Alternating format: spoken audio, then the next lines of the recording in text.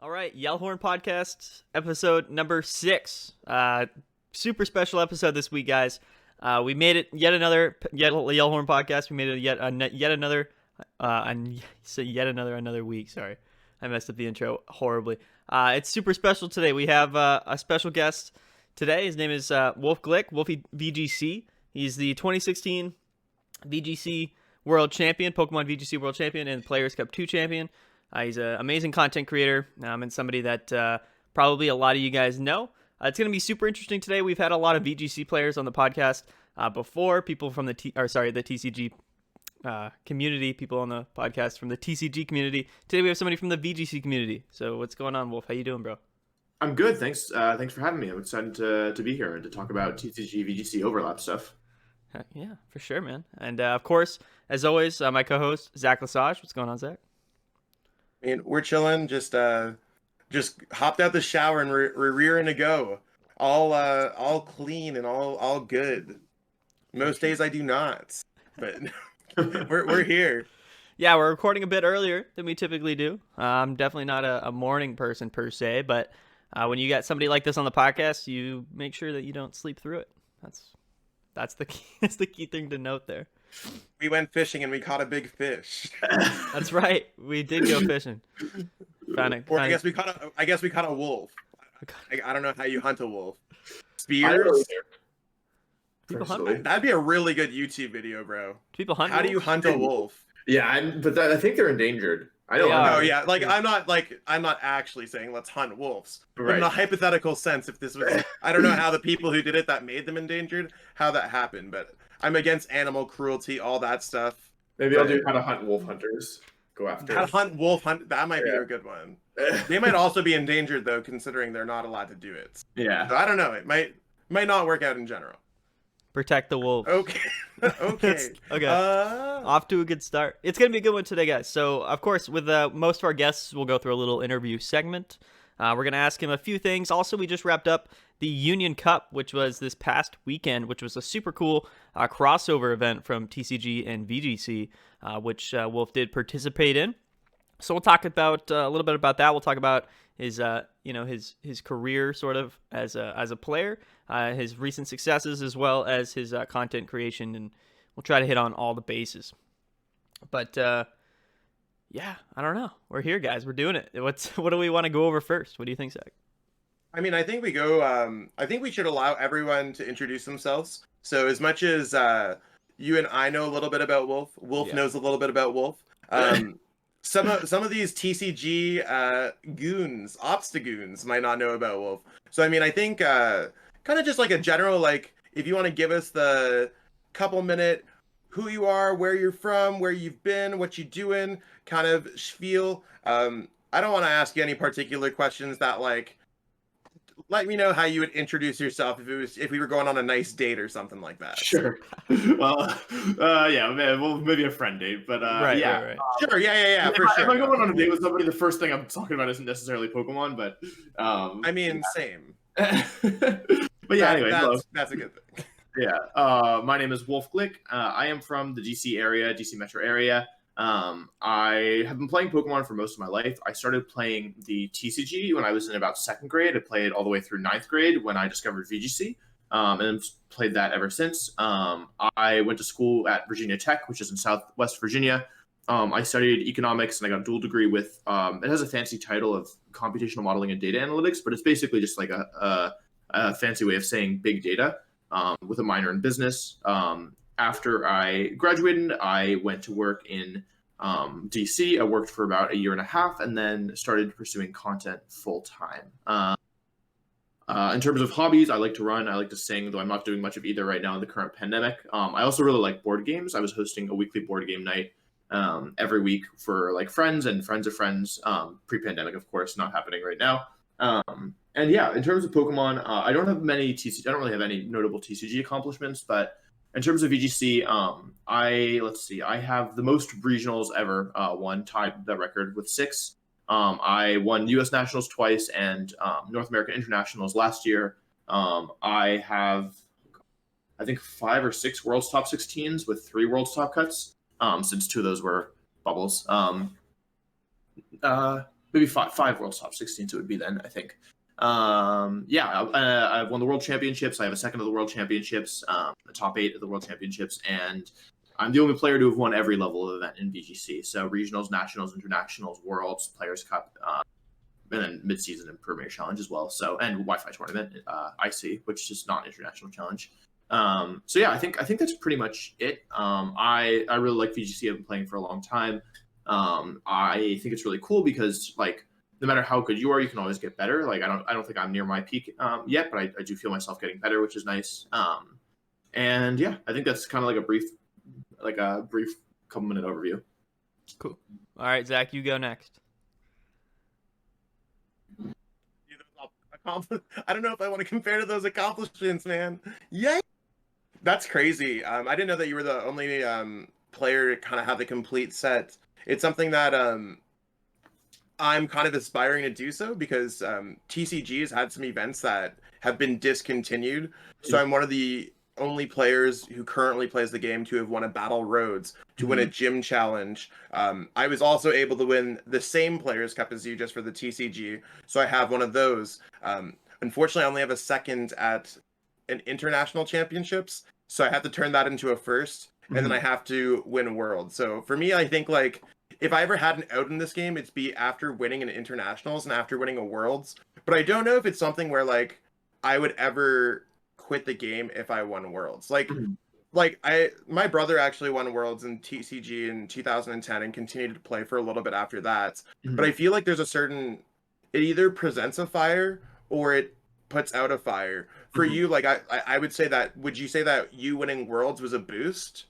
Or was it a weird feeling where you're like, I became the best in that moment? Because like I think anyone would agree that winning the World Championships doesn't necessarily make you a best player. It makes you a best player in that snapshot of time. Yeah. And then like you see World Championships that champions, they just don't proceed to do anything after that. Whereas you're very active in the game. So like, where did it put you?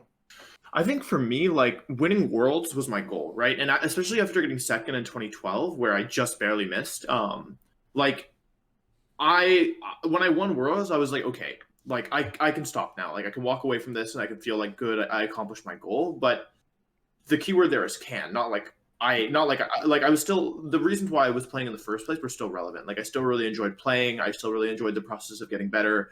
The friends that I've made through this game are very important to me. So I didn't really have an incentive to stop, but it kind of changed my mindset in general, where like I was like less hard on myself, if that makes sense. Like because I was like so driven towards this goal and I was so determined to get there that like I wouldn't really allow any mistakes, which can be productive, but it can also be counterproductive at a certain point. And I think after I won Worlds, I just in my life happened to reach that point naturally where like I needed to have a little bit more grace with myself, because you can't always do everything perfectly, right? You can't always make no mistakes. You can't always be the best at every second of every day in the things that you care about. So I think it results in a mentality shift, but not necessarily in a motivation shift. Or I guess the motivation shift is more subtle, in which it was like less like desperation and more like just like for my own, like, let's see how far I can go with this, but if I have to stop, I've like gone far enough, you know? Right. I think at some level you try to be better than everyone else, right? You try to be the best in the world, and then once you hit that, really your only other path is yourself, right? And you just try to be the best that you can be, right, at that moment. I could have tried to be like the best of all time, which is a title Ray Rizzo currently holds as 3-time world champion, but since that's subjective, and I don't know, it's like I felt like it'd be pretty greedy, excuse me, if I was like, I've won Worlds, now I want to win 2 more times, or like 1 more time. Like it's not an easy tournament at all. It's one of the hardest I've played in. So I think I'm just seeing how far I can go at this point. Yeah, for sure, man. Yeah, that's okay. I'll let you go, Matt. You're good. Okay. I mean, it's always subjective, right? And like in anything, whether it's an esport, in any sort of game, in any sport, right? I mean, everybody has their own sort of merits when it comes to who's the best of all time, and it's always going to be subjective no matter what. What were you going to say, Zach? Yeah, we kind of have the same thing going on in the TCG, where a lot of players consider Jason Klitsinski our best player of all time. He's our 3-time world champion, so literally the same narrative. But then our current like best player in the game would probably be considered Tord Reklev by many, especially based off like I think he won 3 international championships in 1 year, which is just like I think disgusting.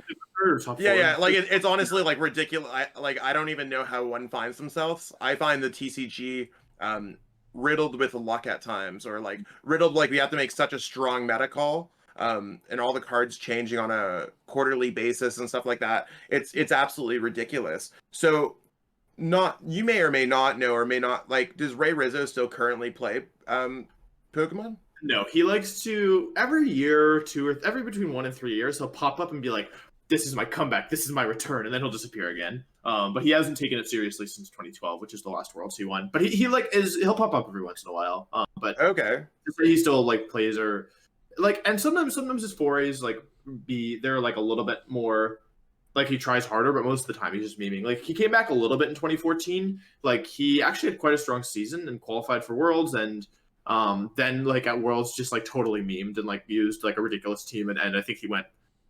I don't know if I think he won 1 or 2 games, maybe two. Two is a stretch. Okay. I think he won 1 game. Yeah, so yeah, definitely not trying his hardest at the very least. so do you know why he exited kind of like out of the game from taking it seriously? Like, is that like something where he's like, I don't think anyone's gonna win 3 worlds kind of vibe, or was it like a life thing, or? I don't want to put words in his mouth, so this is Sure. this is what I yeah. This definitely Yeah, is. it's completely like it's your opinion. I totally get that. Yeah. But I would say that for him, like he won 3 times in a row, so like I don't know how much more there was left for him in the game. You know, like he proved that he wasn't only the best once, but like 3 times. So I don't. Maybe it was boring. Maybe it was he wasn't challenged, or maybe he wanted to leave his legacy untouched. You know, like to beat a legacy or to leave a legacy that probably would never be challenged. So I can't say for sure, but I think it was probably just like. I won Worlds once and I was content. So to do that 3 times consecutively, probably like what more can you do at that point? You can just keep winning Worlds, and I think maybe like he'd done it enough that he had like he like didn't want to do it anymore. Yeah, I mean I can see that. Yeah, I mean that seems totally valid. Like for me, like to be fair, if I started winning Worlds every year, I probably would sign up. The prize support's pretty good nowadays. Yeah, so back then the prize was like a trip. Like you want a trip with your friends to Japan, Hawaii, or New York. Like okay, in that case, I could see how that might get a little bit boring, because I was like, I mean, I don't even think like winning Worlds nowadays is it the same for VGC where it's like the 25K. Nope. Okay. 10K. Yeah, and you guys get a bunch of you get like a ton of cards, right, or like a bunch of rare cards too. Like I mean, I've never like I'm the person who's like always like does the worst at Worlds. Like I'll start off with like 3-1-1 or something like that, and then just like, oh cool, I double dead drew, or cool, I hit both bad matchups, or cool, it's just like it just never goes my way. Like I don't even have a top 32 at Worlds. I think my best placement's a top 64. I could win in regionals, I could win in Players Cup. I can't do anything at Worlds. It's like there's something on my back that I need to get off. But whatever, it's one of those things where yeah, we get there's a whole bunch of like random bonus prizes that no one really talks about. Sometimes they give you like sealed sets of cards. Sometimes they give you like boxes for a year. Sometimes they give you a I know my brother won a Worlds 2010 like leather jackets with his name stitched into it. Yeah, like it was kind of baller. I mean, he brought it to high school in the 9th grade. So I mean, he got a little bit roasted that day, and I think it never got worn again. Oh no. But it's one of those things like whatever. He was like a kid going to high school and thought his leather jacket with a gigantic shaman on the back was super cool. And I mean, I can totally imagine how you'd be the biggest loser in a high school, like especially back then, because Pokemon's not like Logan Paul popping off right now. Right. Yeah, it's definitely kind of lost in like a time space, right? Where like Pokemon was super cool at one point, and then it kind of faded out, and then now we're kind of like back into this renaissance of it. But I don't know, man. I mean, if I'm the world champion, I'm gonna just rock that thing. I'm gonna be like, listen, are you the best in the world at anything? No, so you can't make fun of me. You know what I mean? I don't know. Yeah.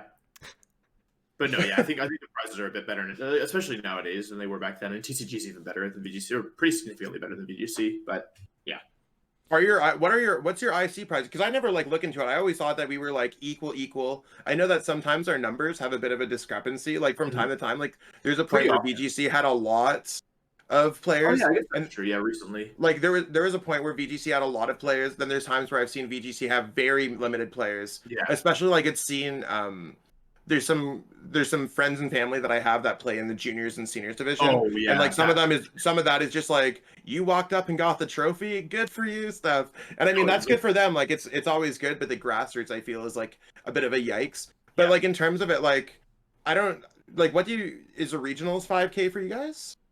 I think we're okay. I think our system is the same because it's based on entrance. As I recall. So like we've had 1K regionals, we've had 5K regionals. I think they lowered the bars recently, so I think most regionals are between. Wait, no, not 5K.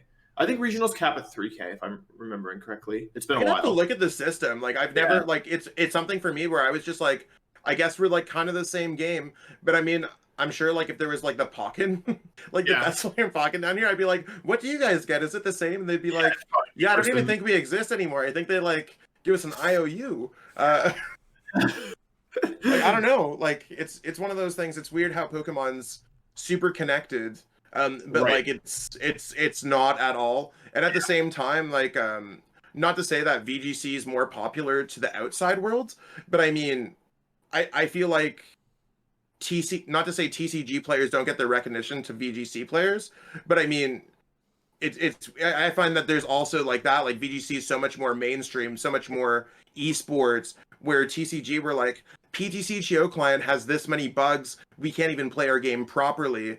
We're not going to become Hearthstone, we're not going to become Magic the Gathering Arena. We are going to be card basement dwelling Pokemon players for the rest of our lives, kind of. Yeah, I feel that.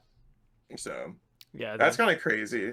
I mean, yeah, I don't know. It's one of those things where I don't even know how to like bring it up. It's just like it to me it's like all kind of like boggling. It's a cloud that's kind of, I don't know, it's weird. But like sometimes it comes together, and that's a good segue to like Union Cup. Union Cup happened this past weekend. Yeah, man. The Union Cup was super cool. So for those of you who don't know, it was like correct me if I'm wrong, but it was like a weekend long invitational tournament where some of the highest level VGC competitors like teamed up with some of the highest level TCG competitors, and then they did sort of like a coaching spree right the week before where they live streamed it, and then they kind of threw you guys into all the VGC players into a TCG tournament. I didn't actually I watched some of it, like I watched your stream quite a bit. But I never actually delved super into like how the structure worked. So was it was best of 3, but was it single elimination or was it double? It was pools. So in my case, it was single elimination in the end. But yeah, basically they I think 4 pools of 4 each, so 16 players, and we were all assigned to coach, and then it was you played round robin pool, so you played 3 matches, and then the top 2 from each pool advanced. So for most people, I think everyone else made it out with 2 wins, and then in my group, 2 wins. There were 3 people with 2 wins, so the other 2 people made it out, and I unfortunately did not advance, which is okay. But good. Yeah, and then from there it's single elimination, best of 3 bracket style, top cut style. Cool. So. You said that you played TCG, right, when you were younger, before you transitioned, but was this sort of your first experience with the Pokemon trading card game online, like the client, the game? It was. I like briefly came back in 2014, back when regionals were TCG one day, VGC the other day. So I like played a TCG regional the first day and then VGC the second. But yeah, this is my first time with PTCGO. I was actually impressed. I know you were just talking about bugs, but I thought the client was actually quite good, especially compared to what, as someone who used to play TCG, what I would have expected from a TCG kind of simulator. Or like, I remember we had Verbank. Was that one of them? Yeah. Like I remember that was like one of the simulators, and it wasn't bad, but it was definitely much lower quality overall. Yeah. It's kind of like a double-sided coin with PTCGO. There's a lot of things that people really want with the game, and it just doesn't seem to have too much support from Pokemon in general. But it's very glossy, like the animations and the visual aspect of it is very nice. It just doesn't really seem to have like too many updates, and they don't really seem to like overall change it. I think it's been out since 2012, Zach, or earlier maybe, right? 2011, maybe really? 2012. Like it's been out for like a while. Yeah, and I remember they were doing demos at Worlds 2014. I remember they still had PTCGO then. I'm just trying to think of like. Maybe they didn't have it out before then. I'm trying to think of the first set that they dropped it at. I'm not sure. 2011 was like- when I switched, so I wouldn't know if they had it then. Like, it might have been 2011. I remember think it was like late 2011 because I remember getting the booster pack codes for I remember winning Battle Roads. Yeah. So I mean, they had to have PTCGO if they had the booster pack codes. Right. Right before 2011 Worlds. Yep. Yeah, exactly. Yeah. And I think the biggest thing that people mainly complain about, there are some bugs like that can happen in the game, and obviously that's not great if you want to have like a competitive sort of organization within the game. But the big thing is like a ranked ladder. We just don't really have a really great ranked ladder system. And I know that, and I'm a big, okay, so I didn't do like an intro before, but for some context, I was a video game player for years and years before I got into TCG, which is actually just recently. I was never super into VGC, so like double battles and like the official, competitive format for Pokemon. I played a lot of like Smogon ladder. I don't know if you know much. Yeah, I played Smogon as well for a while. Yeah, so I was super big into like just 6-on-6, like OU and UU, especially back in like Gen 6 days, and Gen 7 as well. I played a lot of that. So that was like something I was super into. And I played a lot of Sword and Shield. I played all the video games. And one thing that was very cool with Sword and Shield is their like ranked system, right? For like Wi-Fi battles. Absolutely. And we just, and that kind of brought it to light with TCG, whereas we don't have really anything like that. But where was I going from here? I totally forget. Ranked ladder? Yeah, so I mean, like ranked ladder. What was I going to ask you? Oh no, okay. So I was asking you about your experience originally. Sorry, in the Union Cup playing the TCG online. So to pivot back to the Union Cup, you were playing ADP Zacian. So what did you think about that deck, Wolf? It's kind of dumb, in my opinion. Yes. You heard it here. Probably not first, actually. Yeah, no, not first. Not a lot of people think that deck's very dumb. So what happened was I was gonna play Colossal because Tord was like, this deck is fun. You won Players Cup with Colossal, yeah, be cool. Like, yeah, it's like, and it's a good call right now because there's a lot of like, and my pool ended up being Pikarom and Eternatus. Yes. And I was like, okay, cool. And then I discovered Control, and I was like, this is exactly the way that I like to play the game. Like, this is how I used to like to play PTCG. Like, it's slow, it's boring. Like, you make one mistake, you lose. It's super funny. Like, I want to do this. And then what happened was I was notified that this tournament that I wanted to enter, but they hadn't had a date for, was going to be the same week, the same days as the TCG tournament. And it was going to start at 2 p.m. and the TCG tournament started at like 11:30. And I said, Tord, I really want to play in this TFT tournament, this other game that I've been working on. I really want to play. I can't play Control. It's too slow. I need to be able to get through my games quickly because I don't want to be playing two games at the same time because I'm not like great at either of these games. So I need to be able to focus on each of them. And he was like, all right. And this is like, to be clear, this is like 3 or 4 days before the tournament. We've been working for like a month more or less. Okay. And he was like, okay, I've got the perfect deck for you. And so he was like, he gave me ADP. He was like, you're going to win or lose in 3 turns and it's going to be fast and it's a good deck. And I was like, okay, cool. Perfect. So yeah, that's kind of how I ended up with ADP. It wasn't what we intended to play. I probably should have played Colossal, especially knowing my bracket was all fighting week decks, but yeah, it ended up being ADP. Okay. Yeah, one thing that I thought, cool. yeah, for sure. I mean, listen, ADP is cool. It's for me. I always say it's the best deck for people that are new to the game. If they want to see some success while also sort of learn the fundamentals, ADP is by far the best deck to do that. I was surprised. I mean, there weren't a lot of players, but I was surprised there weren't really any welder decks, right, in the tournament. No fire. It was all. I think Marcus was playing one from Germany. Okay. Yeah, I noticed there was. I might have been just top 8. But there was a lot of E-Turn, Pikarom, and ADP, which makes sense. I think a lot of us can agree that those are 3 of some of the strongest decks in the game right now. From your experience in the tournament, Wolf, what do you think the best deck is, or at least in that tournament? I only played against Pikarom and Eternatus, and I couldn't even watch the rest of the tournament because I was playing in the other tournament, so I don't really feel qualified to answer. Okay.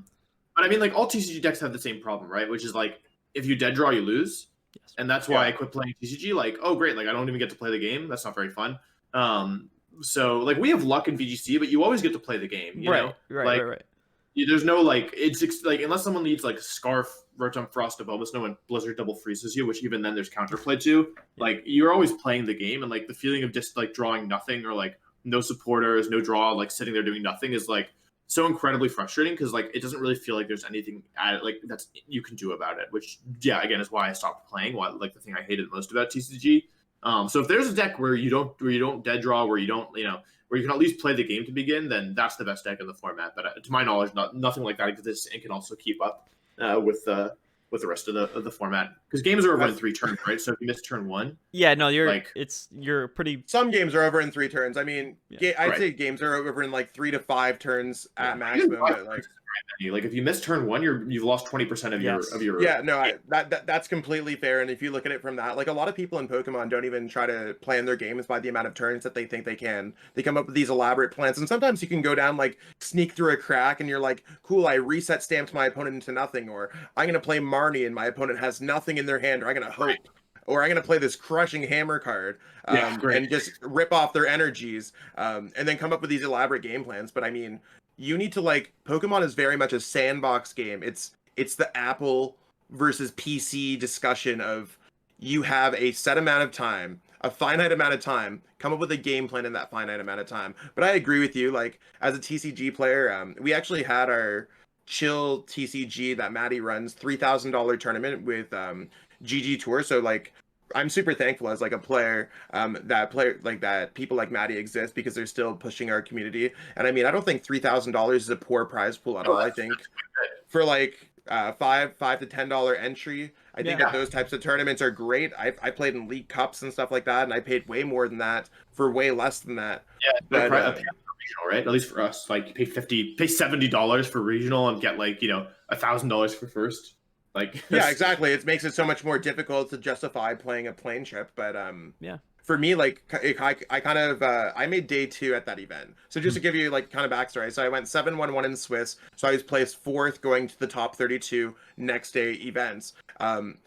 Maddie's like watching me play here and there, jumping in and out, talking. And I'm like, yep, cool. So I dead drew both games. Cool. I hit an auto loss matchup. Because that's like that, for example, like your cold deck, if you just hit a Pikarom or an E-turn, you're smoking your opponent. Like they can have the best hand in the world, you're just smoking them. Sometimes type advantage. Now, like in VGC, like you said that like luck's not really a factor. Like, is there something where you just bring like the correct Pokemon? Like, is your opponent wearing like the wrong colors that day? Like, is there anything like that happens that's so like overpowering like that?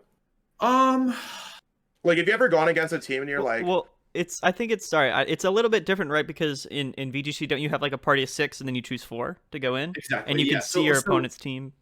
Exactly. So you know what you're going up against beforehand. And there's definitely like there's luck in VGC. Like you can lose games to luck for sure. However, you get to start playing. Like you always get to play the game, or at least most of the time, right? There's no situation where there's no equivalent for dead drawing. The starting points are equal most of the time. Exactly. Most players will always start with 4 Pokemon. There's nothing you can really do about that, right? At all. You'll always start with 4 Pokemon no matter what. And I mean, there's definitely like aspects of luck that are.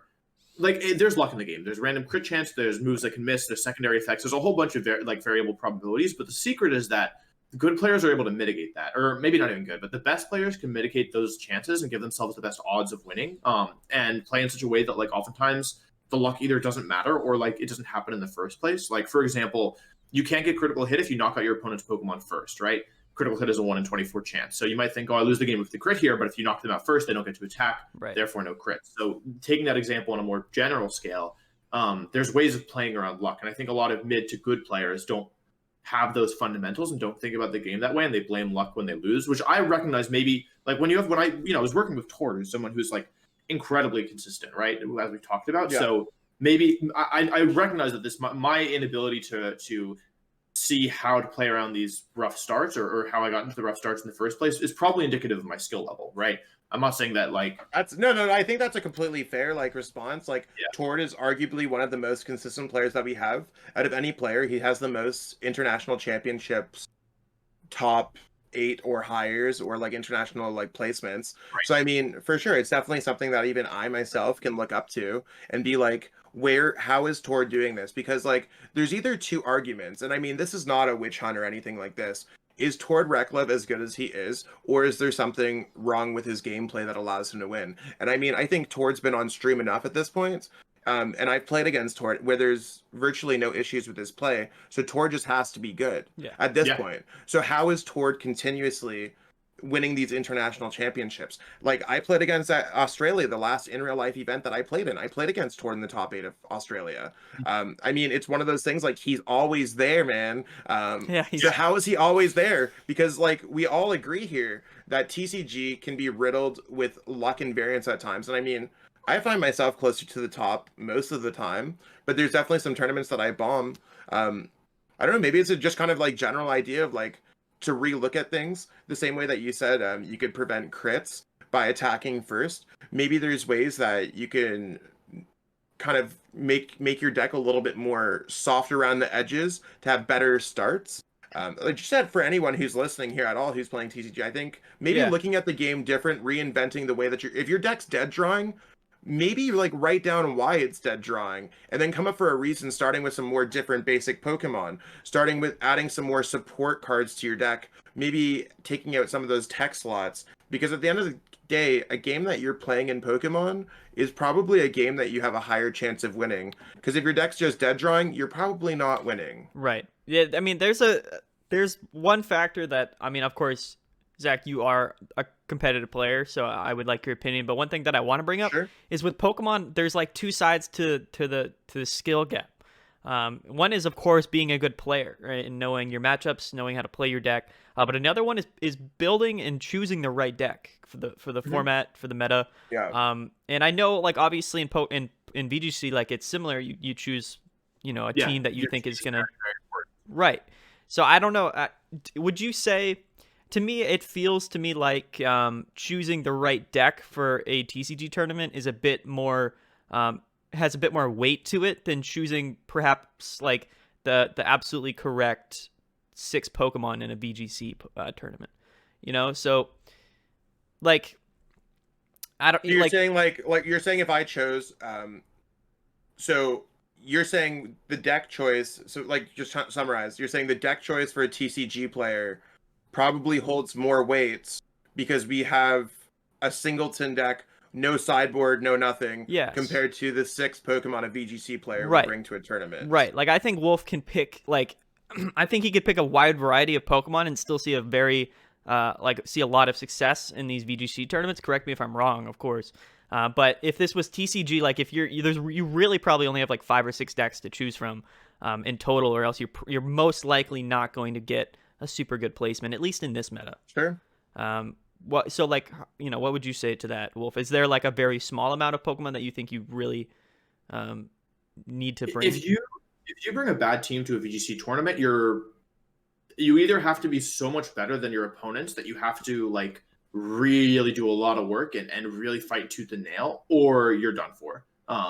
It's very difficult to win a game of Pokemon when your Pokemon are worse than your opponent's Pokemon. And I say this as someone who has brought bad teams to events and done well with them, like because for a while I was building really bad teams. Like, I have results with absolutely atrocious garbage teams, and it's incredibly difficult. Like, you have to basically be outplaying your opponent on a turn-by-turn basis and on an overall basis. So you have to control the pace of the game, and you have to control, like, get the individual turns right, all the while you have less tools, less resources, and really less like everything than your opponent. And you're just playing either with information that you have surprise factor, or you're playing with just like superior game ability. And it's not consistent, it's not fun, and it's very, very difficult. Right. It's kind of fun, but it's really difficult. Right. It's not your back. I guess my main question would be like, so how big would you say the pool is of really viable Pokemon for VGC? It doesn't really make sense in the same sense, because you have a deck that's like, this is my Colossal deck, this is my Pikarom deck, right? Like, we have a team of 6, so like even like, and each of those 6 Pokemon, it's not like they always have the same 2 attacks and the same ability, right? Like you have the EVs matter, the items matter, like the 4 moves you choose are very important, and the difference between like Flare, Blitz, or Taunt on your Incineroar can mean you lose to Ferrothorn automatically, or you don't, right? And so I don't really think there's a good comparison. I would say that most Pokemon outside of the meta, typically, like, you need a good reason to use them, and people who use them typically don't do well. But you, like, in theory, like, people could bring them. But the other thing is that, like, in a lot of times, it's harder to counter the metagame with these more unorthodox Pokemon, because like you have like a set number of decks you can run into, but I don't know how large that is, but I have a feeling that the set number of archetypes in VGC are like kind of larger, right? Like even right now we have Sun, Rain, you have multiple Trick Room modes. Right. You have like different like main threats, like main pairs, like Torkoal Venusaur, Zapdos, Grimmsnarl, P2 Metagross, like Spectre, Metagross. There's like I could go on for like probably 20 minutes. And that was I'd say for us, like we got maybe like in the entire game of Pokemon, I'd say we have anywhere between 20 or 30 decks that have existed in our current standard format. So in any capacity, like sure, like we as much as our Pokemon don't have different move sets or anything like that, Maddy, for example, might build his Orbeetle VMAX differently than Joe down the streets. Yeah. And they both bring it to a tournament. I mean, it's like a tier 2, tier 3 deck, and I mean, Maddy might flip me off about that. I don't know. No, you're right. You're right. I love the deck, but it's not. It's just one of those things where like there's slight variations to our decks, but those are really the techs that we bring to it. So like I played an Eternatus deck with hammers this weekend, but maybe next week I'm going to play Eternatus with bead. But I mean, at the end of the day, it's still core Eternatus. So I mean, I guess that makes sense that like the variations of the Pokemon that you have, that there's probably like it's a finite metagame, but it's hard to define. If that makes sense. I'm not even sure it's finite. Like honestly, like if you think about every possible combination of four moves and EV distribution, which is 508, which not actually 508, but like these different points that go into 6 stats, right? And it's not like they're inconsequential. Like sure, your special attack stat doesn't matter on a physical attacker, but your Incineroar being 0 speed IV versus 31 speed of IV versus max speed, or Amoonguss, for example, is a better example. Where like if it's faster than your Pokemon and has Tailwind, it could spore you, right? And it's actually at speed like a ton of your Pokemon. Whereas if it's min speed, it's better in Trick Room. Like all of these decisions impact how Pokemon is played, and like it's not rare for one of these micro decisions to impact literally the way that a game plays or turns out, or how a matchup is determined. Like the especially speed order of Pokemon, you versus your opponents, like makes a big deal. So yeah, it's like. I don't think I get where you're coming. I think I understand. Like I think in my TCG mind, I think I can understand. I mean, I've only played in like one VGC event, and that's because back in the day when you were playing in the TCG regionals, one day I got slightly hungover as soon as I became of age, and then showed up to the VGC regionals the next day with some rain dance team. I did pretty well that event. It's one of those things where like I think I went 5-1 or something like that. It didn't do too well after that, but it's one of those things where I mean, I feel like Rain Dance carried me, and I just understood what was going on. I very much just attacked and attacked and attacked and attacked. It's not the greatest whatever, but I don't know. It's one of those crazy things. So do you feel like in VGC that they can you discover things? Like I know that you guys have started Players Cup for a couple weeks now. For us in TCG, we're in the event of we have a limited card pool. We can't change the attributes of our cards unless Pokemon issues an errata or anything like that, which just does not happen in our game, really. They issued an errata recently on like a theme deck card for no reason, just to keep it to Japan. Like it was kind of like a gigantic meme out of nowhere. It'd be like if they were like, I don't even know what Pokemon they could ever do in. Yeah, sure. Whatever it would. It was even worse than that, probably. Like I'm talking about a card that no one ever ever played. No one will They just added an extra retreat cost and just shot it behind the shed. Like pow. They did. No, but like we're kind of in a metagame where our metagame has been the same since about August. They added Vivid Volt, like they add our sets every quarter, whatever, and got really no new decks in Vivid Voltage. We got Colossal VMAX. Colossal VMAX, like I know you were talking about it. I kind of brought it back for like a little bit at some point, and then it just fizzled right back down in tier 3 because there's enough decks that find ways to counter it. Is VGC kind of the same way where you guys like have you discovered any new strategies since Players Cup 2 as you approach Players Cup 3? So the short answer is no, but the longer answer is because I haven't been playing. But yeah, we don't have anything like that in VGC. Even our most centralized metagames typically get cracked and completely turned on their head at some point, including the one that I won Worlds in, which was our most centralized metagame ever. And I won with like an anti-meta deck that countered that that central thing. So yeah, because we have so many different customization options, like if the metagame ever becomes too standardized, then there's strong incentive for like players to counter it, and then they can do well in tournaments with that counter. And then because it's new counters in the format, either the standard thing has to adapt or new things have to rise to beat both of them. So yeah, we don't have anything like that where like there will be periods of like, oh, we think that this is really strong right now. Like there's always things going in and out of fashion, but Sure. for something actually for since August would be if the VGC format didn't change for a month, I'd be shocked. Like, or if what people were using didn't change for a month, like there's like it feels like every week there's like something new. Like Thunderous Urshifu was something that popped up out of nowhere. Spectre we all thought was bad and then spiked. Yeah, like Trick Room Glastrier was like really popular and is now fallen off. Like, I mean, it's still kind of there, but yeah. Metagross was really popular and now it's gone. Feeny was like disappearing in Players Cup too. So like, yeah, there's a whole. It's always changing. Right. Yeah. It's like an interesting contrast because like, you know, like Zach said, we get new sets in Pokemon quarterly, and they're not always great. So like Vivid Voltage came out, you know, what was it, 2 or 3 months ago now? 3 months. And it obviously wasn't like the best set we've gotten. The last two before that were very meta defining sets where a lot of the cards were very important to the standard format. Vivid Voltage wasn't so much the case, but like I said, to that point, the TCG meta really shifts typically pretty drastically every 3 months or so when the new set comes out. And with Pokemon, like in VGC and in the video games, they'll release a new Pokemon game or a new generation of Pokemon every 2 years, right? Or 2 or 3? 3 years. But our rules change. In the past, it was every year. Now it's every 2 months. So we have a new rule set every 2 months. Oh, okay. Now That wasn't always.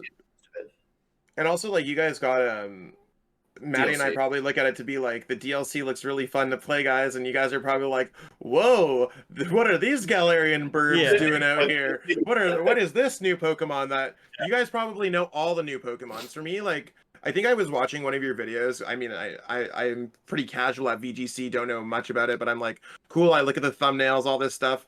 I'm like, Spectre, what is that dude? We don't got that dude in the TCG. Right. What is that? Is this a Galarian Rapidash Evolution? Is this one of those? Some of these Pokemon are weird, right? Like, they go off the rails. Audino and Indeedee look exactly the same I to agree. me. It's the same thing. They look identical. They're not related. I know. It's Right? Like, excuse me? Like, this is twins being separated from their mother at birth. Like, this is ridiculous. yeah. As if it's not Galarian Audino. Come on. Like, Yeah, I know. I was surprised. It's yeah. So I mean, like to that point, although with the video game for Sword and Shield, it was cool because they did do the DLCs, right? So they released, in each DLC they released older Pokemon that weren't previously found like in the Galar region for the Sword and Shield games, and which is cool, right? Does that sort of mix up the sort of VGC meta, sure. right? Yeah, for sure. Whenever if you had a Pokemon in, if the Pokemon is decent or good, it will change things significantly. Like there was a format shift where all they added was like some old starters, and it changed things like pretty drastically. Like they just had an Incineroar basically, and the format changed like pretty dramatically. Incineroar and Primarina. So yeah, whenever you add something in, as long as it's not awful, it will typically like have waves. Is this the first time they've done that with video games? I don't know if they've. I mean, it's the first time they've done DLC. Have they incrementally increased or changed the variety of Pokemon throughout the life cycle of a game? It's the first time in terms of the game that they've added new Pokemon in, because in previous games you just could get everything pretty much from the get-go. Like sometimes you would need to wait for, what was it, Poke Transfer? Yeah. Pokebank? Pokebank, Is that what it was? Yep. Yeah. So yeah, I mean, other than that, like this is the first time they've like added more into the game itself, because it's the first time that they haven't already had everything. But yeah, and it's also, since we're doing incrementing rule sets, it's also like interesting there. So yeah. Yeah, that's interesting. Like, even for us, like, it's weird because like I remember back in a time like in the mid to early 2010s when Pokemon would release promo cards. Like, you go to Walmart, you check out, get the blisters. There was like a Toxicroak G promo. I remember like it was that was meta defining back then for weekends. So for us, like, yeah, our meta used to be like defined off of promos. Now our promos are just reprints of cards that we get. So it's really good to like join Pokemon. So if you want to pick up that ADP Zacian deck, by the way, you can go to your local Walmart, pick up a couple Zacian tins, pick up the ADP League Battle decks, and rock out with like, I don't know, maybe $60, and you got a tier 1 deck. That's funny. Like, it's crazy. Like, it's maybe the Walmart special. Like, you could join Pokemon the night before regionals, go to a Walmart, and then just pick up your deck. Yeah. And you could do that for a lot of the top tier decks. The Pika Rom deck has that. Yep. The Eternatus VMAX deck has that. Reshizard as well has yeah, I think it's crazy, but I don't know. Hopefully we see some changes to our TCG coming up soon. To anyone who's watching this, I know it doesn't apply really to Wolf, but it's one of those things where Shining Fates, our next set in February, adds 10 new cards to our game. It's a reprint set. So that's cool. But in March, we got Battle Styles that Maddy and I both covered on our channels. So, I mean, check that out. I mean, it doesn't necessarily change too much. It adds Urshifu into our game. So, I mean, we're way behind on the time. This guy's had Urshifu for like months now. Yeah, Urshifu's pretty strong. Yeah, it's a very cool Pokemon. The cards It's look interesting in very the strong. TCG. Yeah. They're very hit or miss. I don't know how it's gonna. It might take us some while to crack that code. But I guess like one of the biggest things that I want to ask you, like, coming from the other Players Cup champion, and not to call you like the other one, I mean, both of us were able to win our respective games. How did you approach the Players Cup? I mean, I don't want you to be like, I tested this specific team or anything like that, but I mean more of like the underlying strategy that anyone can apply to a competitive game. What type of mindset and strategic value did you like put into that events? I think I did a really good job of like picking good teams for the events. For example, it's a 3-part tournament, right? So the first part, I like didn't want to build a new team, so I used an old team to kind of like brute force my way through. And then the regional bracket was interesting. It was just after the DLC had released, and I had a couple options in terms of teams that I could choose or like what I wanted to build around. But I said, you know what, this is a new format. Everyone's going to be all over the place. There's not going to be any standardization. I want to use, I don't care what I use. I want it to be 6 Pokemon that are good Pokemon. I want to use 6 good Pokemon, good stats, good abilities, good moves, good typing, whatever. Because that way I'll have tools that can help me deal with some of these things rather than going all in on a specific call and finding out mid-tournament that sucks. You're going to like play adaptively, right? Like exactly. Yeah. So I picked Pokemon that were strong, had good synergy with each other, and worked like I thought were good picks for the tournament, and I made it through with that.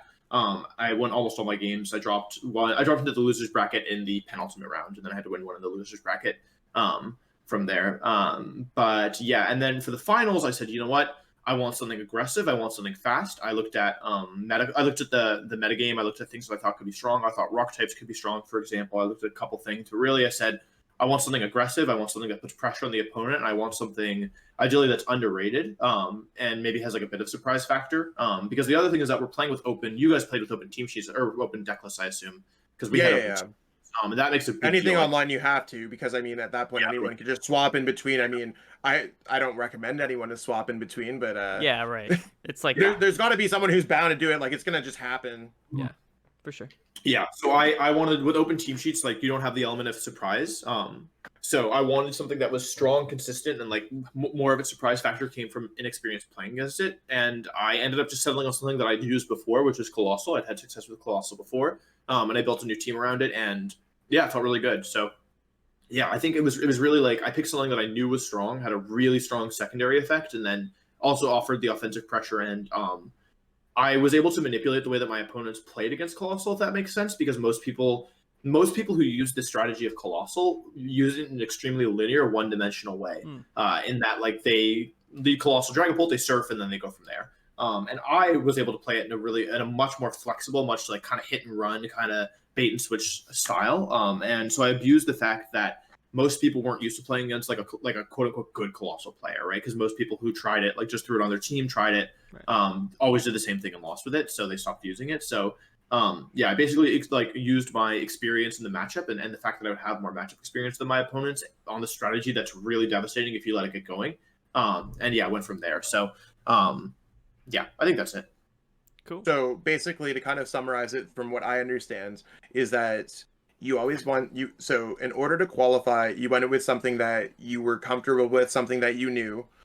So I mean, in TCG, if you're playing that, if you're that Pika Rom player, considering Pika Rom's a tier 1 deck right now, there's probably no reason to reinvent the wheel while you're trying to just grind out these 50 event keys. It's probably a good idea. So if you're the Eternatus dude, play the Eternatus. If you're the ADP girl, play the ADP deck. Whoever you are, play the deck that's your deck. Maybe shift it up if things aren't working. Because we have to, ours is basically 50 separate events, so we could play 50 separate decks or 50 of the same deck, whatever in any capacity. That's the Wi-Fi tournament, right? So for us, ours is just on PTC. That's for the first step. Yeah, and then once if you make it into the top X quals, so the way that you kind of went that is you went with something that had options. You gave yourself opportunities to kind of sneak out of games, which seems good. And I mean, in the final, you kind of would you say redefine something that was already existing? Yeah, but I would say that a lot of these choices I made were based on things specific to the VGC timeline, not necessarily the VGC as a game, but like I chose Pokemon that were consistent and were like gave me options because it was an open for like it was a format where I expected a lot of variants, a lot of weird Pokemon, a lot of weird decks, I guess. Right, with the new because DLC. Yeah. Right, exactly, because it was right after the DLC drop, so people were still figuring things out. So I may have made a different choice if if it was like a much more standard established metagame. So I wouldn't say like always do this, always do that. You know, it was just that's just what I happened to do because I looked at the landscape and chose that this is the way I want to approach this. Right. If that makes sense. Yeah, That's the same thing that happened for us too. Last player with Vivid. Yep. I agree. It was one of those things. It was crazy. I think now because Shining Fates will come out during this Players Cup, right? So I'm not sure exactly how long for the TCG our Players Cup lasts. I don't know if it'll go into March and then Battle Styles will come out, maybe for the last few rounds. So, from what I understand, is our timeline is we currently have our current Team Up to Vivid Voltage formats. Shining Fates gets released partway through that and should be playable. I'm saying should be asterisk because I'm not sure, but from based off the timeline that I'm looking at, I say that it should be playable for the past few weeks. Kind of like how for our Players Cup 2, we had Champions Path legal for a couple weeks. That Champions Path also didn't really change our metagame. I don't think this set's going to really change the metagame. Maybe add a few niche plays, maybe add that flavor deck of the week, and then once we hit into our Players Cup Global Finals for the PC3, I think that's really where it's going to... that's when Battle Styles gets released. Yeah, right. So... Wolf, let me ask you this. After playing in the TCG, I know you said you played the TCG before. Are there any strategies that you kind of learned from Tord that you could bring going forward into your PC3 run? Is there anything that like he passed on to you as one of the greatest minds in competitive games or a competitive game that you can kind of take? Or is there any like practices that you were like, you want to know what? I'm going to pick that up. That sounds really good. The short answer is no, I think, but we had 3 sessions together. So sure. Yeah, there were the thing, most of the thing was the things that like I was like, oh, this is, he would tell me something, I'd be like, that's something that I have in VGC, right? He'd say no crushing hammers, I'd say no moves below 75% accuracy, right? No moves below 80 accuracy. Right. Stuff like that, like minimizing variance and that kind of thing. But a lot of his coaching was specific to TCG, like this is what you do, this is why, or like this is the way your deck generally works. And so I think if we'd taken more time, I certainly would have been able to take things. But since we were kind of, and it was also 3 different decks, so part of the sessions were like learning each of the new decks. Right, you gotta learn like you gotta learn the game to play the game. And so, but I'm sure if we spent more time, I could have. Like I mentioned earlier, I've been taking TFT pretty seriously, which is like kind of my main competitive focus right now. Sure. And I know that there's like Pokemon is teaching me things about TFT, and TFT is also teaching me things about Pokemon. So I'm sure that if I took TCG, like if I really sat down and played a bunch of TCG, I could definitely like learn some things that would help improve my VGC run. Awesome, man.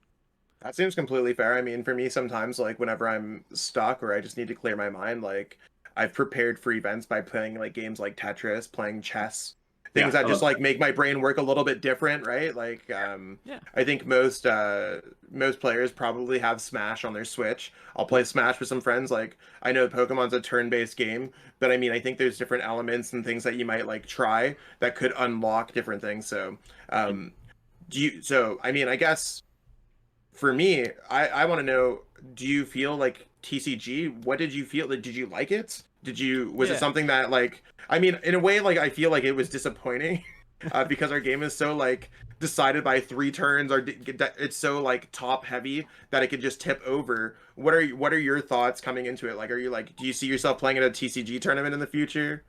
I would play in a TCG tournament if like it was possible, right? Like if I could do both TCG and VGC at a weekend, but I kind of hate it, honestly. Like the feeling of dead drawing is just like so incredibly frustrating, and I don't know. I think I'm also incentivized to like not like it as much because I switched to VGC, right? And I think also I started playing when I was so young. I think a lot of my bad habits have carried over, like into playing now. Like I think I probably never like worked to undo those. Like the game, like there's definitely elements that are fun, but I think kind of the really fast paced games and in some ways the lack of agency, like where, for example, the reason I didn't advance from the tournament was because I had a horrible game, realized I had an out. I had a Mawile, I had one energy left in the deck, I had or like an energy switch or something, and I had a Metal Saucer, and I had everything in hand. Opponent reset stamps me. I draw into what did I even draw Stamp, into? So, bro. Stamp. That card should be banned. Like, I'm not trying to. I mean, I don't know if Zach thinks so. I personally, like, I hate that card. I just feel like you get rewarded for losing, and it's just. Yeah. It's a comeback mechanic. But yeah, I drew two cards. I drew Juniper or something, like some card that would let me get more cards. Yeah, research, and I drew my only Metal Saucer left in the deck, and it was like no.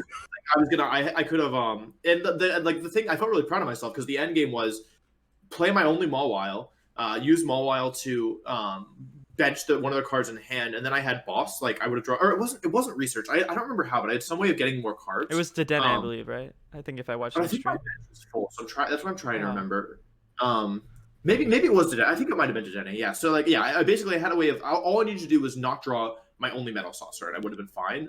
And I drew two cards, and one of them was Metal Saucer, and I was like, well, I mean, them's the beats. That's it hits the fan sometimes in TCG like that, and you're like, this card's so amazing, just not right now. Right. Yeah. Like because I was forced to discard it, and then I couldn't get my energy going. So, and there, Yeah, there are outs to that scenario. Like you could. I could have played that earlier. You could have Oranguru on your bench, right? You could have put that back in your deck, drew another card. But it's one of those things where there's so many different cards for so many different scenarios that like you can't expect that to happen, and it's purely unfortunate. And stuff like that. To be clear, I'm sure I could have played better. Like I'm not blaming TCG as a game. Like I'm sure that if I was a better player, I wouldn't have been in that situation in the first place, right? But yeah, I think that like the fun isn't worth the frustration. I feels like it comes up relatively often in TCG, comparatively to other games. Like the salt is real, man. I'll tell you what. Yeah, I mean, I wasn't super salty. Like I understood that this is part of the game, but like, I don't. Yeah, and it's like there's not very much room for error because again, the games are so short, right? Right. That you have one bad turn, and it's like not that you lose the game from one bad turn, but it definitely felt like you were behind, or like the opponent just hits everything and you hit nothing. There's like a lot of variance, and you can't like in VGC, like you can kind of control the options your opponent has, but in TCG, like they have a good hand, like unless you like want to Marnie or reset stamp them, which you can't do all the time. You have no way of knowing if they have everything, then you just like it's like it feels like the variance is double because not only like can you do poorly, your opponent can do exceptionally well, right? Yes. But I get why people love the game. Like it's definitely fun. It's just I think it's just not my kind of game because I don't like not feeling in control of my fate, and TCG makes me feel like I'm not in control of my fate. I hear you. I always make the comparison where like in TCG like you play your deck more so like against your own deck than you do your opponent for the most part. Like you're always going to play the goal is to play the correct cards that you have, right? But you're not always going to draw the correct cards, and you're not always in control. You're always really just trying to ride that wave correctly and hope that the wave is the correct one. Where to me, from a little experience, but as a viewer, I feel like in VGC you're very much so playing your opponent, right? It's very much a more of a one-on-one like intimate experience. Whereas when you're playing the TCG, you're playing against your deck and you hope that it doesn't fight back. And I know what you're saying. I understand. Yeah, I mean, that's a very good analogy, I think. Yeah. I mean, so I don't know. I can. Yeah, Maddy, you said you. Yeah. Okay. You said you had a question. Yeah, you said you had a question from content creation focus. So I know we were talking a little bit before this. Maddy and I both kind of we're pandemic version like YouTubers now, where we both kind of started off. I mean, I've created content in the past for some bigger YouTubers and stuff like that. I mean, you obviously have a large following. Where did you start with that? It was right before I won Worlds, actually, in 2016. Okay. I was in college, and my friend Aaron Zhang, who is one of my best friends, he started making content, I think, in 2014. I'd been watching him do it for a while, and I talked to him. I was like, "Hey, dude, like this seems kind of interesting, but like I don't think I'd be very good at it." And he was like, "No, dude, I think you'd be really good." And so I was like, "Well, that's all the push I needed." But for many years, it was like it's just like been a hobby of mine. Like I would post once a week, maybe. For many, many years, like pretty much since 2016. And like there were periods where that was more. There were also periods where it was like once a month, but I just kind of made whatever, and it was just like for fun. I just did what I wanted. But yeah, with Sword and Shield, I decided to take it a bit more seriously. So I started doing daily uploads. I started, just being more, much more involved with it, and yeah, kind of it's grown from there. So not this past November, but the one before, I think I had 60,000, and now we're close to 300,000. So I've been very, very lucky in terms of growth, and in terms of like Sword and Shield's been good for me for sure. Yeah, I remember, and I know it's been pretty rapid, but just I feel like for most people that do like get good success like that on YouTube with content creation, it does kind of happen like all at once. It's like kind of a big rush, like a big wave. For sure. I remember like watching your stuff like a long time ago, back when you were closer to like that 50,000 or maybe even less range. And I remember tuning back in recently, because that's kind of how I do with YouTube, right? Is like I watch some people for a while, and then I like watch some other people, and I always come back, and then I was like, oh wow, like it's, he's been doing very well. I guess, and there's probably, Wolf, a lot of people watching that also aspire to be content creators, or people who are doing it right now. Do you have any tips for people, maybe not specific to VGC content, but just content in general? What kind of tips would you give to people who are looking to make content or grow a channel? If I could give you only one like tip, and then it would be this thing would end, I would say look at the people who are doing well and emulate them. Yeah. And especially look outside the community that you're currently in. In my opinion. So my biggest strength, I think, is my analysis in general. I'm really good at strategy. I'm really good at analysis. And so in Pokemon YouTube, not even VGC, but general Pokemon YouTube, everyone tends to copy each other. Like one person, people like, I'm at the point where people copy me now, which is funny. Because I definitely was not that way for a while. But yeah, like one person does something and then everyone does something. We're seeing this right now with like pack openings, right? Where like there's so many people doing pack openings right now, and like I feel like a lot of people are just doing it because like other people are doing it. Yes. And then maybe it looks fun, and like I'm not if you do pack openings, like that's your business. Like I don't, it doesn't bother me. Like do you but like that content doesn't even necessarily do well, and like there's so many people doing it that it oversaturates like the viewer base, right? And so I never did pack openings because I was like, I don't get it, and that doesn't look fun, and I don't shiny hunt because I don't get it, and it doesn't look fun to me, right? It's not what I'm interested in. I agree with that as well. I can't shiny right. And so, and if you watch or like that content, that's totally fine. It's just not for me, so I'm not going to do it, right? However, what I do is I look at what are people outside of Pokemon doing, and what are they doing well, and I look to emulate that, right? And so a lot of times that's going to require some translation, right? In terms of like, they're playing something that isn't Pokemon, or they're doing something that isn't a video game. And how do I take that and kind of distill the essence of that and put that into like kind of translate that and put it into just like a place where I can use it. And that's difficult for sure. But I think that's the main thing. And the other thing that you have to understand is that doing well in content creation is not entirely about your content. It's only about probably 50% your content, right? Because it doesn't matter if like, let's say I have a friend named Bob, and Bob wants to be a content creator, and Bob, met a genie, and he said, I want to make the best content in the world, right?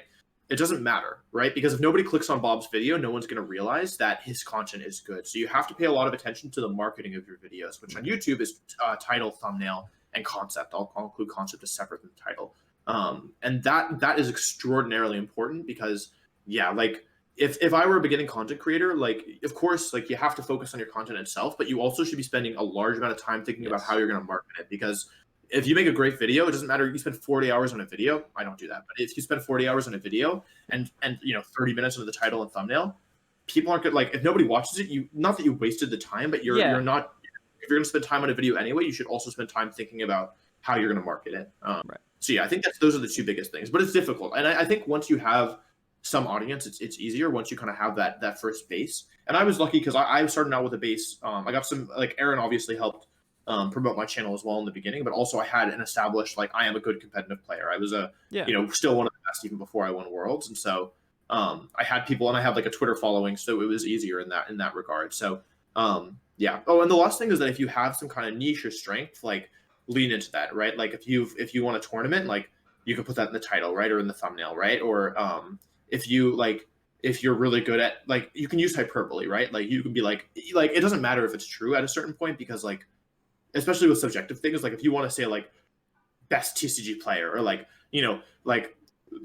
professional gamer or whatever, like, I don't know, like, stuff like that. Like, I guess what I'm saying is feel free to experiment and see what sticks, and then go with that, right? And never be afraid to innovate. Never get complacent, because so many channels, like actually my channel was kind of stagnating, and so I've just made a big change to it as well. But yeah, like I just like doing the same thing over and over. If it isn't working, time for a change. Yep. Not that you have to jump ship right away, but once you've seen enough to say like, okay, I need to make a change, don't be afraid to do that, because if you're stagnating anyway, you don't have anything to lose. But that's more for like once you've already been doing stuff and you get stuck, I guess. Yep. Yeah, no, I agree, man. I think for Pokemon TCG, sort of the YouTube like content creation world is very much yet to be cracked. We do have a few people that that do very well and that are very popular, but for the most part, the massive majority of content for Pokemon TCG are just deck analysis. People are like, here's the deck, here's how it works. Maybe let's play a game or two, but and there's not that many decks in the game, right? So like it's a lot of the same type of content throughout. And you definitely, your point on sort of like trying to do your like have your own niche like type of thing while keeping it also relevant to the product, I suppose, which would be the content. Then yeah, I think that's definitely for people who are watching looking to get into Pokemon TCG content. That's, I think, definitely your best best bet. And you can always ask yourself questions, right? Like, what if I were watching, what would make me as a TCG player want to watch this TCG content, right? Assuming there's enough, because I know there's like a fair few TCG players. Like I know my understanding is that there's like more TCG players than VGC players, right?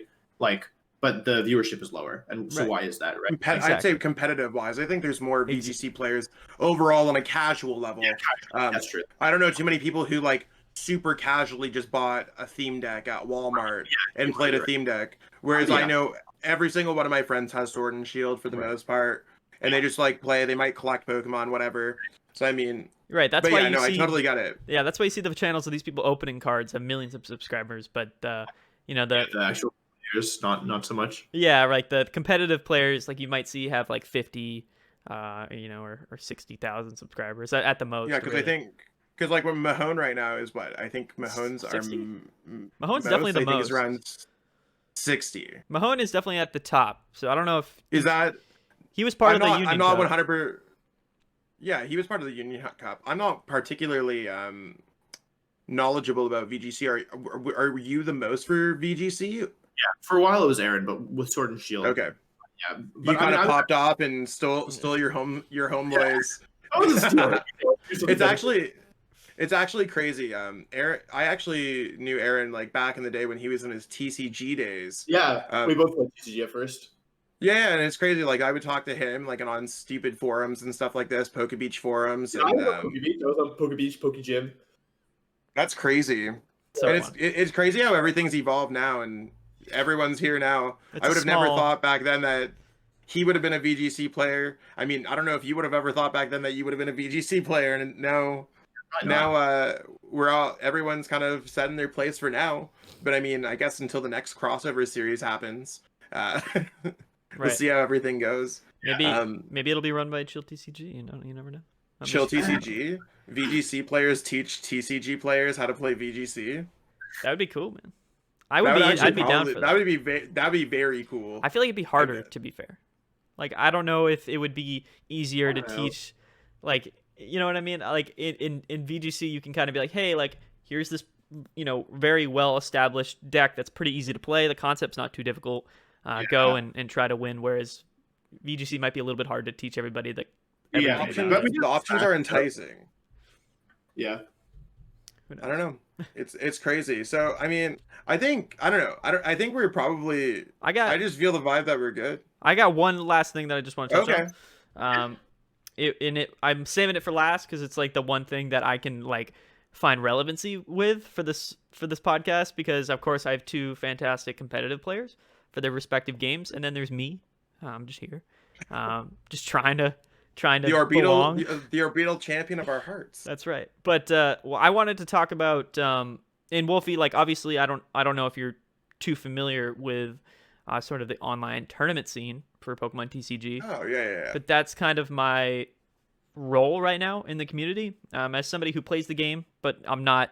I'm fairly new to the game. I'm also not a fantastic player. My contribution to the TCG community right now is a tournament organizer. And we run weekly online PTCGO tournaments. We've been doing it for a while. It's what my content's based off of. And I've kind of built a little bit of a community just off that. I'm not entirely familiar at all. Like, I'm not saying that you should know about me, because I don't know much about, if at all, if there is sort of any online VGC sort of tournament organizations or series or communities that are happening right now for the VGC. Do you know? You want to give some insight?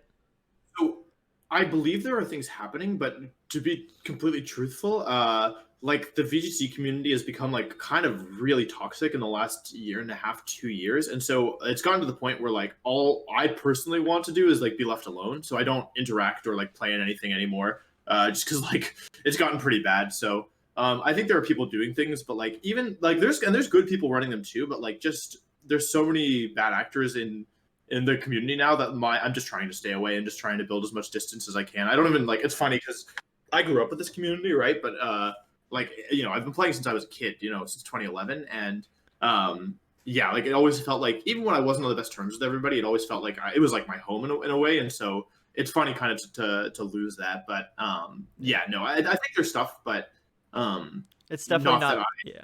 Okay. It's switched to Twitter. And then there was like a couple bad actors. So I don't know if TCG is like mostly on Twitter as well, but it's just like not a healthy place for like, discussion. Yes, I think Twitter, for the most part, that's the case for most communities and most subjects.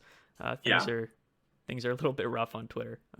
It's funny because I recently started playing TFT, and they're mostly on Discord, and the people are so unbelievably nice. Like it's like the reverse of VGC. Like every person I meet is like super nice, super friendly, like super welcoming. Like I don't know, like it's so interesting, and like they're all very respectful. I saw two people get in an argument and resolve it. I was like, wait, they're not just gonna like be horrible to each other online for like the rest of time and like get their friends to harass them. Like it was crazy. Like I don't know. I was like, wow, this is quite interesting. So yeah, I think Twitter's quite bad for community development. I 100% agree with you there. I feel like I have a block list as much as my followers list. Yeah, I muted all VGC Twitter. Like it's one of those things where like I've definitely been in the spotlight a few times for reasons that I may not want to be in there. And it's like, sometimes it's hurtful, man. Like when people message you telling you to go kill yourself, or when people like, I don't think I've ever been in a position in my life where I'm like, I actively want to kill myself. Have I ever said those words? Probably, yeah. I've definitely been frustrated at points,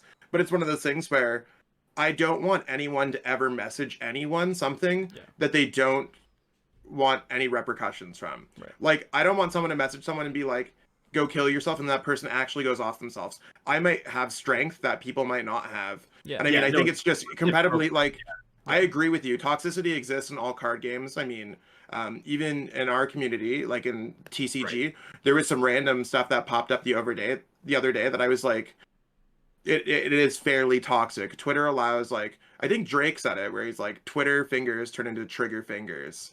And I mean, I think there's some stupid turf wars. Like, it's honestly so stupid.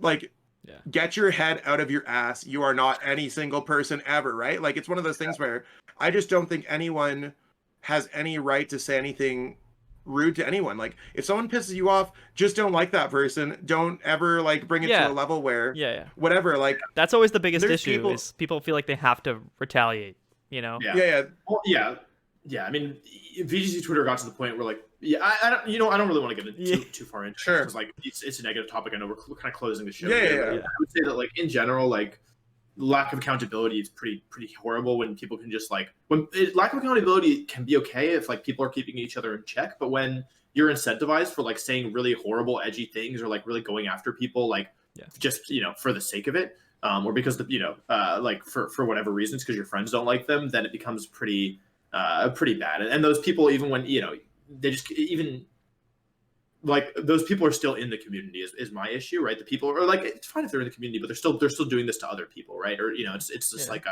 the way that people operate now. So yeah, it's pretty atrocious in my opinion, but that's why I'm just trying. I'm like, you know what? I'm done here. I had my time. So yeah, which is actually kind of funnily enough, one of my motivations for making content or for making educational VGC content is like, it's like twofold because I want to bring more people in so like we can offset some of this kind of vitriol, kind of this toxicity, but also like every once in a while I'll bring somebody in and they'll go and become part of the problem, and I'm like, then I have like a lot of guilt about that. I'm like, oh my god, I just made the problem worse. Yeah. Like, I don't know, Oh, it's no. counterproductive. So it's hard to find the balance. But Yeah, there's always kind of. it's good that you're running good tournaments because you seem like a good person. So I'm glad that I'm glad TCG isn't in the same state that VGC is. I mean, you're always gonna have those people, right? No matter what's going on. It's online. Yeah. People are behind computer screens, and they're gonna feel enabled to or gonna feel capable to say things that they definitely wouldn't be saying if they were right in front of somebody. For the most part. Yeah. No, I agree. But what was I going to touch on? Yeah, I mean, just to trail back a bit, I feel like right now for the Pokemon TCG, this since it's a physical game, and there's no real way to play the actual game right now, PTCGO is our only outlet to play, which is important that we have PTCGO. But in terms of competitive play, there's nothing integrated into the game itself, which kind of forces us to artificially create this environment, which I think is very important right now for our community. Whereas I think with VGC, if you really wanted to, you could just hop on like the ranked ladder, right, and just kind of play and try to, See get how some. it goes. Yeah, right. So we don't have anything like that. So I think that right now the tournament scene is much more relevant, I guess, from what I'm gathering from you than it is for VGC. But Different people give different answers probably, but that's my answer. Sure, for sure, man. So yeah, I mean, I was curious, right? I just wanted to touch on that. Try to. That's fair. I mean, I think that I think now that kind of covers everything that we wanted to go over. If there's anything like last minute, I know we totally appreciate and we're gracious of all the time that you've given us today, this early morning that's now turning into an afternoon, but to me that still feels early. Do you, is there any type of shout outs, any type of anything that you want to touch on, anything plug that everything, you want to finalize? Plug everything. Plug away, do whatever. Yeah, You're I all make good. content on YouTube and Twitch, so you can follow there, WolfeyVGC and Wolfe Glick, somehow. But yeah, I mean, I think that's it. Thanks for having me on, guys. It was a lot of fun. Yeah, man. It was cool It's to crossover here. it's not every day that us lowly card game players get to talk to somebody like yourself. So it's Okay, like to be clear, I don't know, like having a following doesn't make you like a worthwhile person, right? Like being good in a video game doesn't make you a worthwhile person, right? I don't know, like people are like, oh, like I can't believe, like you're so big or you're so good at VGC. It's like I'm just a person, right? Like I'm just like I'm not better than you guys because I like have more followers on Twitter. In many cases, people are worse because of their following. So no, it was a pleasure. So thanks for having me on. Yeah, man. I mean, from what I've gathered in the last hour and 15 minutes, you're a very nice, cool guy. Thank you. And as somebody, I also agree. It was fun for me, man. I don't get to reach out as us who are smaller content creators. Zach's a pro player, so he probably knows all those cool TCG guys in the community. Personally, for me, I don't get to meet too many people, right? They just play in his tournaments. Well, they just play and they don't respect me. You know what I mean? I'm just here. I'm just behind the scenes. I just do things for them and they don't care. I'm just people who don't respect tournament organizers though are not the brightest in my opinion. Like the tournament organizers, judges, those people are really the unsung heroes, at least of VGC, and they don't get enough praise and enough credit. So it's normally the people who at least like are like complaining when like TOs get paid or whatever. Like they're normally the ones who are like they're not that good at Pokemon because they don't think about things properly, in my opinion. So I'm sure there are lots of people who appreciate the work you do as well because it's important. And without tournament organizers, there's no tournaments, which means there's no pro players. So it's not that difficult to actually think about and realize how essential people like who do the stuff that you do are. So for sure, man. Oh, my camera died, so I guess that means that we're gonna be done. That's where we're at. All right, Yell Horn number 6.